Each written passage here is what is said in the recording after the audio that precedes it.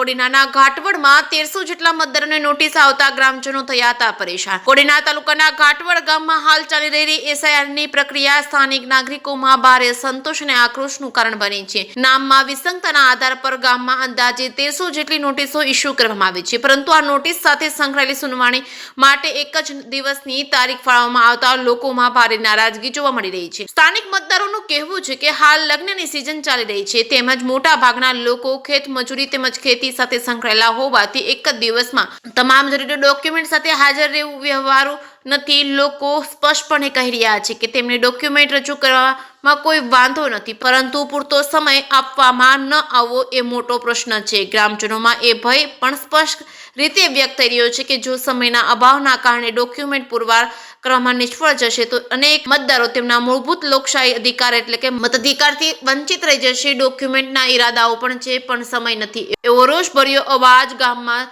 સર્વત્ર સંભળાઈ રહ્યો છે। આ સમગ્ર પ્રક્રિયાની એક જ વધુ ગંભીર અસર શિક્ષણ વ્યવસ્થામાં જોવા મળી રહી છે। સ્થાનિકોના જણાવ્યા અનુસાર વારંવાર એસઆઈઆરની સપ્લિમેન્ટરી કામગીરીના કારણે શાળામાં અભ્યાસ માટેનો સમય ઘટી રહ્યો છે। કેટલાક સ્થળોએ તો વિદ્યાર્થીઓને પણ કામગીરીમાં જોડવામાં આવતા હોવાના આક્ષેપો સામે આવી રહ્યા છે, જેના કારણે એક વર્ષના શિક્ષણ પર પાણી ફરી વળ્યું હોવાનો પણ રોષ વાલીઓ અને શિક્ષકોમાં પણ મતદારોનું એક સુર માંગ છે કે સરકાર અને તંત્ર દ્વારા આ મુદ્દે સંવેદનશીલતા દાખવવામાં આવે, સુનાવણી માટે વધુ દિવસો ફાળવવામાં આવે, નોટિસ મળેલા દરેક નાગરિકોને પૂરતો સમય અને તક આપવામાં આવે, જેથી કોઈ પણ નાગરિક માત્ર પ્રક્રિયાની તાકીદને કારણે પોતાના મતાધિકારથી વંચિત ન રહે। અને ઘાટવડ ગામની હાલ પરિસ્થિતિ માત્ર એક ગામની સમસ્યા નહીં, પરંતુ લોકશાહી પ્રક્રિયામાં સમય, વ્યવસ્થા અને માનવ સંવેદનાની આવશ્યકતાનું જીવંત ઉદાહરણ બની રહી છે। હવે જોવાનું એ રહ્યું કે સરકાર અને સંબંધિત વિભાગોમાં આ વધતા જન આક્રોશને કેટલા ગંભીરતાથી લે છે અને લોકોને ન્યાયસંગત સમય આપી લોક વિશ્વાસ જાળવી શકે છે કે નહીં। જે કે સિંગુ સાથે સબીર સેલોદ, કોડીનાર।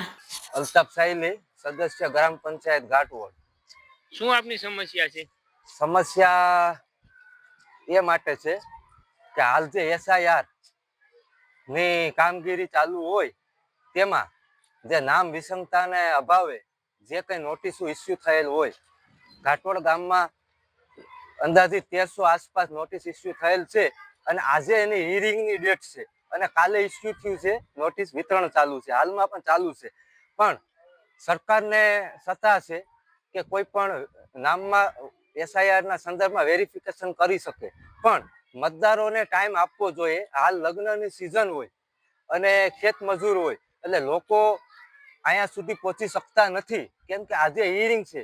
જે લોકો મતદારના જે કઈ ડોક્યુમેન્ટ છે વિસંગતાના એ પહોંચાડી ન શકે તો પોતાના લોક મત અધિકારથી વંચિત રહેશે, એવું મારે કેવું છે। જેથી કરીને સરકારને વિનંતી છે કે સરકાર ટાઈમ આપે કે જે લોકો ખેત મજૂર હોય, લગ્નની સિઝનમાં હોય, તે લોકો પણ એના આપી શકે પ્રૂફ, જે કંઈ હોય સરકાર મંગાવી શકે, એમાં કોઈ એમને વાંધો હરકત નથી। અને આજે એસઆઈઆરની વારંવાર સપ્લિમેન્ટરી જે કામગીરી ચાલે છે એના કારણે જે બીએલઓ આ એસઆઈઆરની કામગીરીમાં રોકાયેલ હોવાથી શિક્ષણ ઉપર આ વખતે બહુ મોટી અસર પડવાની છે, કેમ કે હાલ 3 મહિના જેટલો સમય થઈ ગયો ને હજી પણ આવનાર સમયમાં શું થાય એટલે શિક્ષણનું આખો વર્ષ બગડી ગયું। લોકોને કેવી હાલાકી છે? લોકોને મોટા પ્રમાણમાં હાલાકી છે। હાલ અમે પ્રતિનિધિ લોક જનપ્રતિનિધિના નાતે અમને વેધક ફરિયાદો મળે છે કે આમાં ખરેખર અમને સરકારને ટાઈમ આપવો જોઈએ। એક દિવસની હિયરિંગ તારીખ હોય તો કોઈ ડોક્યુમેન્ટ આપી શકે નહીં, ડોક્યુમેન્ટ આપવામાં કોઈ અચકાતા નથી, પણ ટાઈમ માંગે છે લોકો। આપે કોઈને રજૂઆત કરી છે? હા, મેં તાલુકા પ્રાથમિક ઓફિસર દિલીપ સાહેબ વાળાને પણ રજૂઆત ટેલિફોનિક વાતચીત કરી છે કે લોકોને ટાઈમ આપવો જોઈએ। શું જવાબ આપ્યો? સાહેબે કીધું છે કે ભાઈ અમને પણ જનરેટ થઈ છે, એટલે જનરેટ થાય એટલે અમે પણ એ નોટિસ ઇસ્યુ કરતા હોય તો અમારા પાસે પણ ટાઈમ રહેતો નથી। એટલે સરકારને મારી વિનંતી છે આપના માધ્યમથી કે લોકોને ટાઈમ આપો। તમે ડોક્યુમેન્ટ મંગાવી શકો, વેરિફિકેશનનો ટાઈમ છે, તમારા પાસે પાવર છે, બરાબર, સત્તા છે, પણ લોકોને પણ ટાઈમ આપવો પડે જેથી કરીને એ આપી શકે નામ વિસંગતા વાળા કઈ જે કઈ ડોક્યુમેન્ટ હોય એ। પણ આ જે લોકો માંગેલ ડોક્યુમેન્ટ પહોંચાડી ન શકે એના કારણે લોક મત અધિકારથી વંચિત રહેશે। અત્યારે એક દિવસમાં થઈ જશે પૂરું? એક દિવસમાં કહીને હાલ 10% પણ કામગીરી ઘાટવડ ગામમાં નથી થઈ। લગ્નની સિઝન હોવાથી ને ખેત મજૂર હોવાથી રાત્રે લોકો ખેત મજૂર આવે, ખેતી સાથે જોડાયેલું ગામ છે અને ઈ લોકોને ઘરે તાળા હોય અને એ આવે તો બીએલઓ હાજર ના હોય 5 વાગ્યા પછી, તો કેમ ભેગું કરવું? તો બીએલઓ નું શું કહેવાનું છે અત્યારે? બીએલઓ તો જે નોટિસો આપે છે ને, આ તમે આપી જાઓ આજની તારીખમાં, એવું કહે છે.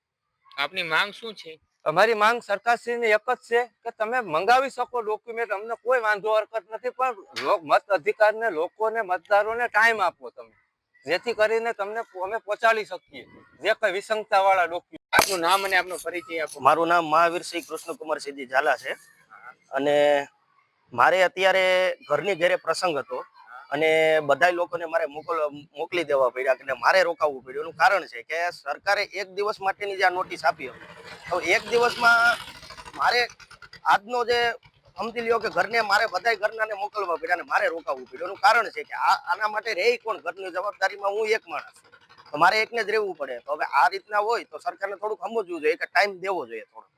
હવે આ રીતના હોય તો કેમ આપણે ઓલું કરવું? એમ તમારી સરકારશ્રીની રજૂઆત શું છે? મારી સરકારશ્રીની રજૂઆત એટલી જ છે કે તમે જેમ બને એમ એટલો ટાઈમ આપો, જેથી કરીને કોઈક વાડીએ ગયા હોય, આવો પ્રસંગ હોય, કોઈ વસ્તુ હોય તો કોઈ ઘરે હાજર ના હોય, બરાબર છે.